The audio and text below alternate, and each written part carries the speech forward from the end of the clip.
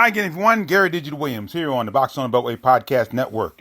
Boxing on the Beltway Podcast Network can always be heard on Spreaker, Stitcher, Podcast Addict, Spotify, on TuneIn, on Google Podcasts, also on the YouTube page, on Gary Williams. You also want to hear it. You can hear it on the Boxing on the Beltway Podcast Network page on Facebook, and we're on Twitter on Digital25. We're heard in many other podcast networks apps, so you may want to take a listen to us on Boxing on the Beltway Podcast Network. Now, this week, we do have a schedule. A number of Beltway boxers will be in action. Actually, starting tonight as we record this, Friday, December 11th, local box will be in action. We're also going to relive, and as this week is the 9th anniversary of what I think is the most important bout in my time of covering boxing here in the Beltway.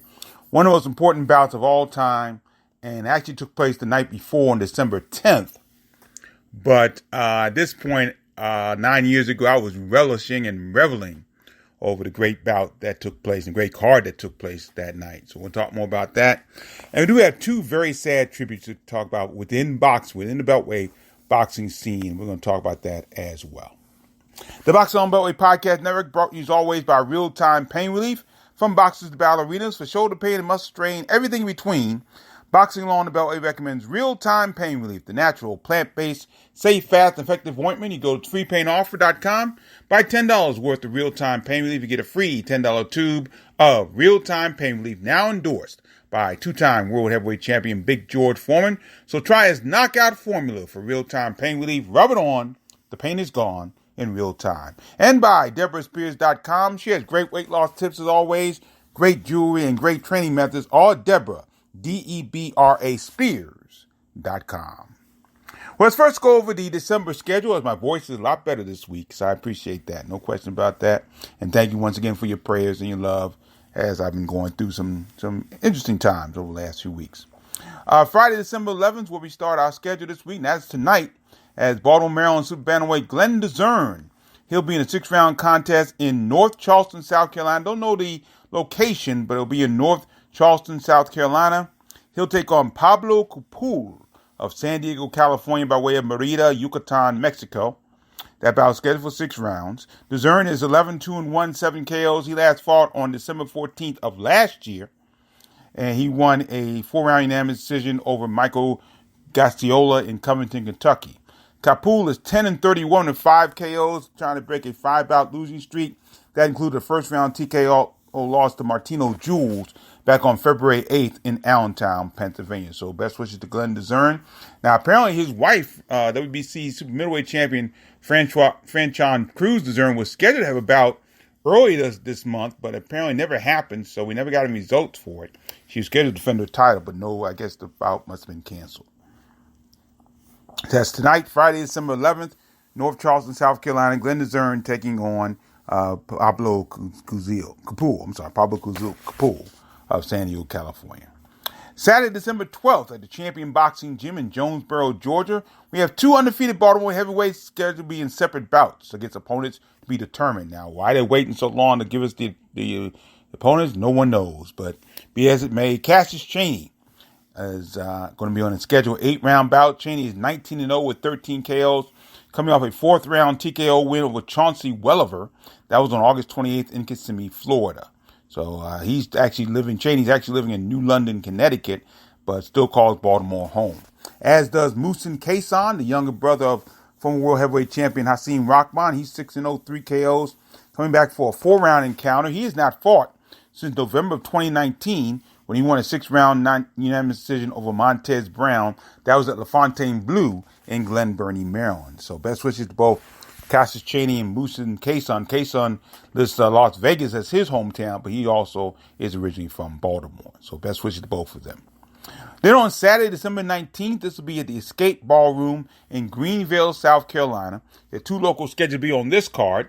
Frederick, Maryland cruiserweight Larry Hitman Pryor. He'll battle another veteran in Talik Taylor of Freeport, New York. And no word on how long this bout is scheduled for. Maybe in the 4-round category, we're not sure.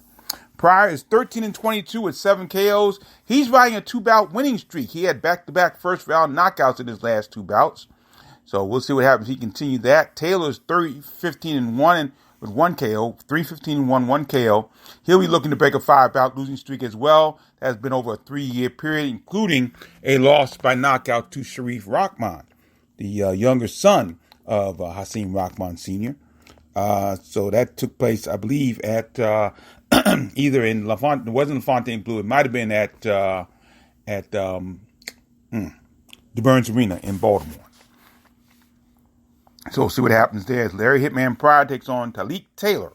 That'll be his part of the bout. And another local guy, he'll be making a long-awaited pro debut. His name, he's a middleweight out of Laurel, Maryland, named Mansabori Kandi. And he'll be taking on Ricardo Vasquez Becerril of LaGrange, North Carolina. Now, Kandi was all over the Golden Gloves tournament during his amateur days as a novice, a youth, as well as a open boxer. He was all over the place in that Golden Gloves tournament. Couldn't get to the finals. Couldn't get to win the regional title, but he would get a lot and do a lot of work across the country as a boxer as well. And meanwhile, Becerril is 1-3-1, 1 KO. He looks to build off his first pro victory, which was a second round TKO over the debuting Alexander Akan. That was on November 21st in Fort Hill, South Carolina. So Saturday, December 19th, Escape Ballroom in Greenville, South Carolina. Larry Hitman Pryor and the debuting Mansabori Kandi, who's really scheduled to make his pro debut back in March, but of course the pandemic took care of that. So hopefully he'll make his pro debut on this card coming up December 19th. And then also on Saturday, December 19th, this is a really big card, a big bout all of a sudden for this one. They've been trying to get this bout together for the last couple of months, but it looks like it's finally going to be coming up, and it's going to be on a pretty good card as well. We're talking about Columbia, Maryland super middleweight Ashton the Goon Sykes. He'll take on undefeated Alexis Espino of Las Vegas, Nevada in a 6-round bout, and that will be on the undercard of the Canelo Alvarez-Callum Smith card. That's scheduled for Saturday, December 19th at the Alamo Dome. Sykes is 5-3, 1 KO. He looks to build on a 3-bout winning streak, featuring a 4-round unanimous decision in his last bout over previously undefeated Isaiah Hart on March 7th in Cheswick, Pennsylvania. Espino 6-0, 4 KOs, coming off a 6-round unanimous decision over Del Vecchio Savage on February 29th in Frisco, Texas. So that's going to be an interesting bout there. Hopefully it'll finally take place on Saturday, December 19th at the Alamo Dome in San Antonio, Texas. Ashton Sykes battling Alexis Espino. Scheduled for 6 rounds. So that's our schedule for this month as we finish off 2020. And Lord, we'd like to finish off 2020. No question about that. We're not going to do any year in review because we've had really no real year to review. I mean, we really haven't had a lot of boxers fight this year. And so, and other than the bouts in February, we have had little boxing here in the Beltway. So no reason to do a year review this year at all. But as we make a transition here, at this time, 9 years ago tonight, I was just reveling over the win by one of our locals in one of the biggest bouts and one of the most important bouts, I think, in Beltway boxing history. On December 10th, 2011, Lamont Peterson challenged Amir Khan for the WBA and IBF welterweight championship. And it was a bout that I think people are still talking about even to this very day. Definitely in the weeks after this bout, people were talking about this bout. It was a tremendous bout. The card was tremendous. The week leading up to the card was tremendous. And it was really one of the greatest stories that I can remember in the Beltway. Because there were so many things that happened that week. And I'm really remembering this primarily off the top of my head. I do have some notes, but really over the top of my head, I'm trying to really think about this. First of all, I gave, and I still give, Amir Khan so much credit for going into enemy territory and defending his title in the challenger's backyard. I give him so much credit for that. But I think his chutzpah kind of got in the way a little bit. and I think it really kind of got him to be in a position where he lost the bout and lost a little bit of momentum with it. Let's go back a little bit though. In 2010, Lamont Peterson and his camp, they took a huge gamble. They turned down a bout for $300,000 against Amir Khan in England. Now, the Peterson camp said there was nothing right about the contract. They didn't like the contract at all. There was a rematch clause they didn't like. So Peterson took a gamble, and he took a $10,000 bout against Victor Ortiz, and that bout ended in a 10-round draw. So looked like they took a gamble that just wouldn't pay off at all. But Peterson camp got a second chance, and when the IBF Eliminator came their way in July of 2011, Peterson traveled to Las Vegas, and he's closed the show with a 12th round knockout in a beautiful bout. Now, because Khan had defeated Jabs Judah early in the year, Peterson ended up being the mandatory challenger, ended up being paid twice what he had made if he had taken the first bout against Khan in England.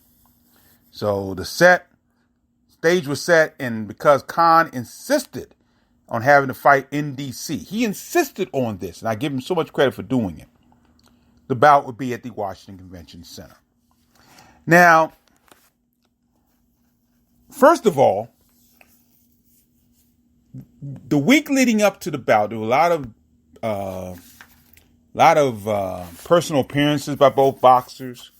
I know Amir Khan was scheduled to do some training at Old School Boxing in Fort Washington, Maryland, with Buddy Harrison and his crew.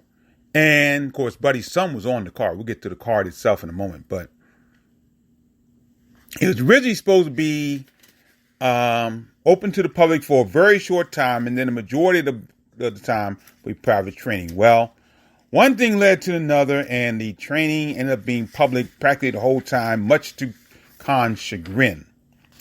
And it didn't end well, let's put it that way. There was a lot of problems with that. So that ended up being a tough time. Now, personally, the whole week was very special to me for one big reason. At that time, I was teaching journalism at Booker T. Washington Public Charter School in D.C. And I had 3 students in my class. Leah Marshman, Roxanne Owen, and Trayvon Bray. Great people, great young people. I hope they're doing well. I haven't heard from them in a while, but I hope they're doing very well.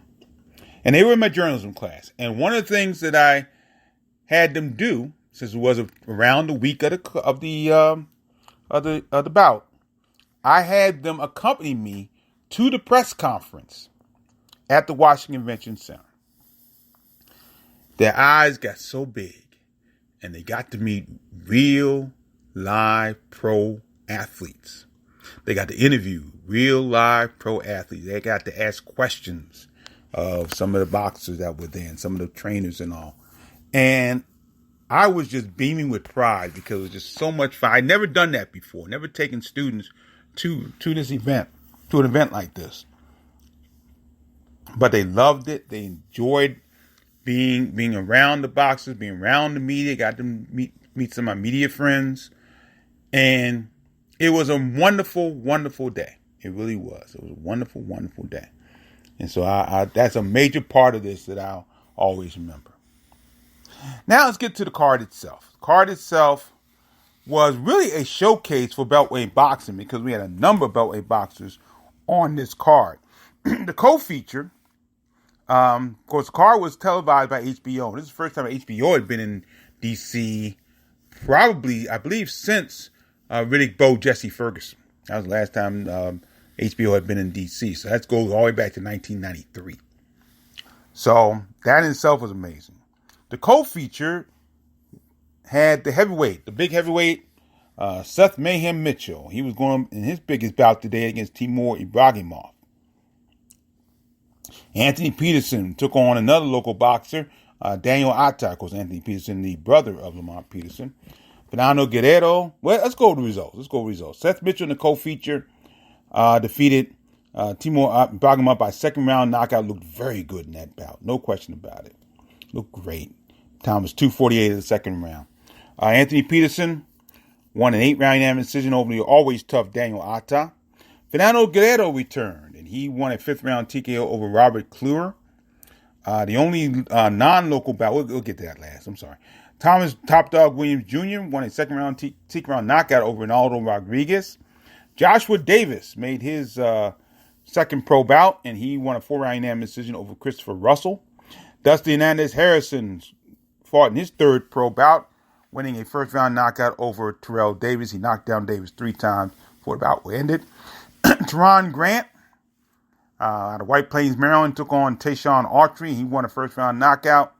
And the only bout that was with no Beltway boxers in it, Jamie Kavanaugh won a 6-round majority decision over the always tough Robinson Gill. So it was really a great card. Unfortunately, at the convention center that night, the convention center was laid out terribly. And some of the people had to watch the card by a big screen because their location was just horrible, and they never had another bout in this location in the convention center ever again. It was terrible. But BS the main event was everything it lived up to be. It was a great bout. Peterson went down the very first round. We just thought, oh well, he had a shot. That was it. But interesting things happened in that bout. First of all, I've said this many times. I thought Joe Cooper, the referee who I love dearly, great man. I really felt that the bright lights of that bout got the best of him, and I really think he really had a tough time during that bout. Now he deducted a point from Khan in the 7th round for pushing, which made sense. It was a good call. That was a good call. However, he did it again in the 12th and final round, and it may have been a good call. I don't know, but I don't know if you deduct a point from a boxer in the last round, especially a boxer who's defending his title. I don't know. I had a really tough time with that one. But when the scores were announced, Nelson Vasquez had about 115-110 for Peterson. I'm sorry, for Khan. Excuse me, Khan, 115-110 for Khan. Valerie Dorset had about 113-112 for Peterson. And then they read George Hill's card, 113-112. And you can hear Michael Buffer, the winner, and I remember throwing my pencil in the air. I couldn't believe I was stunned. I really thought that Peterson may not have done enough to take the title from a champion like Khan. But apparently the judges saw it differently, and Peterson became the WBA and IBF super lightweight champion.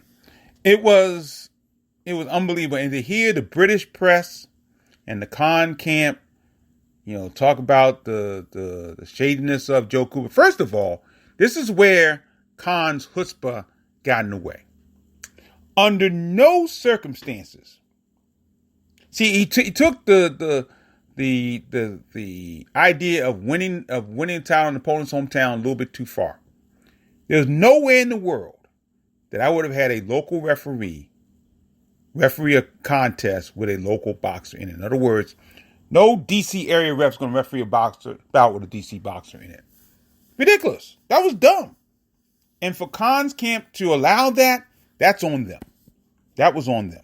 It was a really, in hindsight, maybe in foresight, it was a stupid move. It was stupid. And his bravado got the best of him. That's what I was saying after I said that to anybody who listened that night. Khan's bravado got the best of him. Because he should not have had Joe Cooper be the referee for that bout. And again, I do believe that Bright Lights got ahead of him a little bit. I didn't think Joe Cooper was at his best that night. I will say that. But for him to even be considered to be the referee that card shows that their bravado got a little bit the best of him, and that was it. But it was a fantastic card. It swept a number of the awards Beltway Boxing Year in Awards in 2011. The bout was the bout of the year. Khan's gamble did not pay off, and Peterson's did. And even one local writer, Mike Wise, who was writing for the Washington Post at that time, called it the best and most important sports story in D.C. in 2011. It was incredible. It was an incredible story. It was the bout of the year in 2011. Capital Showdown, which was the name of the card, was the card of the year. And, of course, Lamont Peterson was the boxer of the year in 2011. After that bout, Peterson, both Petersons were given the key. Actually, I should say Lamont Peterson was given the key to the city by then D.C. Mayor Vincent Gray. And both brothers were the Grand Marshal of the Martin Luther King Day Parade in Southeast D.C. It was a complete year for Lamont Peterson that year. And it was an amazing time for Beltway Boxing. So that's my recollection of the bout that took place 9 years ago yesterday, December 10th, 2011. The Capital Showdown card. I still have the program from it. And it really was one of the greatest and most important bouts in Beltway boxing history. It was a tremendous night. No question about it. They tried the rematch. That didn't work. Of course, Peterson got caught for doping, and he lost the WBA portion of the title. Still had the IBF title, which he defended very proudly. We have to do a review of Lamont Peterson's career at some point. We'll do that. But it was a tremendous day. I'll never forget it. It was one of the big days in my career as a Beltway boxing writer. No question about it. Now, let's go to the tributes this week. We lost a lady that I had the utmost respect for. She wasn't a boxer, but she was a administrator for the Virginia State Boxing Commission. And she passed away suddenly. I really don't know how it happened. I've heard it was pneumonia. I don't think it was COVID related, but this is a woman that I highly respected. I enjoyed to the utmost working around her. Her name was Tracy Fagan. Tracy was the right-hand woman to David Holland at the Virginia Boxing Commission, Department of Licensing, Operational Recreation. And I worked with her in many different capacities. I worked with her as a ring announcer. I did a number of ring announcing gigs in Virginia. As a reporter, of course. She was always friendly to me. I remember one particular night, she had an issue with, I think it was some fans in the audience who haven't given her a hard time for whatever reason. I remember standing behind her and trying to watch her back on that, and she was feisty that night. Oh, that was amazing. And she was almost in tears that night. I remember comforting her and talking about that. But she was no nonsense. She was a very easy person to work with from my standpoint. And I've been fortunate to have a great relationship with all three of the commissions here in the Beltway area. Of course, D.C. Combat Sports Commission, the Maryland State Athletic Commission, and the Virginia Department of Occupational Licensing Regulations. I've had very good relationship with all of them, thank God. But Tracy is going to be sorely missed. I haven't printed anything on Box On about it because I want to get more information about her, because I didn't know her in that regard, but just someone to work with, work around, and know that she's there. It was special, and I'm going to miss her, no question about that. A lot of us in the Beltway are going to miss her. Good friend of mine, Alicia Daniels, who has done some effect. Let me go real quickly. We had a card. It was Tori Nelson versus Arlene Blencow, and I think that's her name.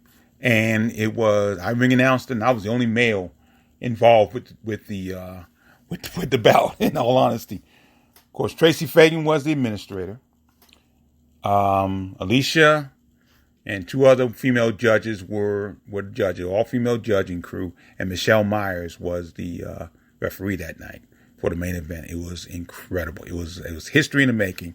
I was glad to be a part of it, and really should have had a female ring announcer probably do that bout. But it was Tori Nelson. Tori Nelson always liked me doing her ring announcing. But it was a remarkable day. And according to Alicia, she apparently talked to Tracy the night before she passed. So it was really just stunning that she passed away. So, again, a huge loss for this area. Tracy Fagan passed away, and she's going to be sorely missed by us here in the Beltway. No question about that, especially in Virginia. Sorely missed. Then I got word that a young man who was a big part of the revamping of Boxing Spotlight, the TV show I used to do, passed away. He was known as the X-Man, Anthony Hardy, out of Washington, D.C. He was a boxer from 1991 to 2004. And he actually fought on the card I just mentioned about Riddick Bowe and Jesse Ferguson. Last time HBO was here, he fought on that card back on May 22nd, 1993. A card I actually missed. I did not see that card in person. And he lost a 4-round majority decision to Ben Simmons on that card. Now, Anthony Hardy was one of our gatekeepers in the area. He was a guy that really, one of those guys you had to get past to go on to bigger and better things, and fought a number of local boxers in the area. The first time we had him on Boxing Spotlight was back in January 1994 when he fought Joe LaFont, I think his name was. And he won that bout by 4-round unanimous decision at the Showplace Arena up in Marlboro, Maryland. Also had him in a 4-round loss in the same location in May of 94 against Julius Madman Newton. He fought Lionel L. Train Butler at Fight Night on October of 1994. Lost 6-round unanimous decision by way of Lionel Butler. Still a top referee at the Mid-Eastern Athletic Conference, basketball. He fought the likes of Paul Spadafore and Agapito Sanchez. Fought Jolton Joe Fitzpatrick out of Maryland. And his last fight, fought Ernesto Rodriguez, the trainer now. He fought him twice, once at Martin's West and once at Michael's 8th Avenue. I probably saw both of those bouts, too. And then in 2004, his last bout was against Mike Ricas at the Burns Arena. He lost a 4-round unanimous decision. So again, Anthony didn't win a lot of bouts, but he was a boxer that you had to get past in order to go to bigger and better things as a boxer. So he passed away. I don't know how he passed, but we lost him as well. So again, it's been just a tough year for everybody in 2020. We lost some great people in and out of boxing. And I just wish this year to be over. No question about it. So, again, tough losses in the Beltway, Tracy Fagan and Anthony Hardy. And that will do it for another edition of Beltway Boxing, the Boxing on Beltway Podcast Network. Once again, the Boxing on Beltway Podcast Network is brought to you by Real Time Pain Relief. You go to freepainoffer.com, buy $10 worth of Real Time Pain Relief, get a free $10 tube of Real Time Pain Relief, now endorsed by 2-time heavyweight champion Big George Foreman. So try his knockout formula for Real Time Pain Relief. Rub it on. The pain is gone in real time. And by DeborahSpears.com. Once again, great weight loss tips, great jewelry, and great training methods at Deborah, Debra Spears.com. Thanks for joining us once again here on the Boxing on Beltway Podcast Network. My name is Gary Digital Williams. Appreciate all the support and all the love you've given us, and look forward to seeing you again on another edition of our podcast. Till then, thanks for joining us. Always remember to keep supporting the best boxing in the world, the boxing along the Beltway. Thanks for listening. Take care. Oh, beautiful right hand by Darryl Coley.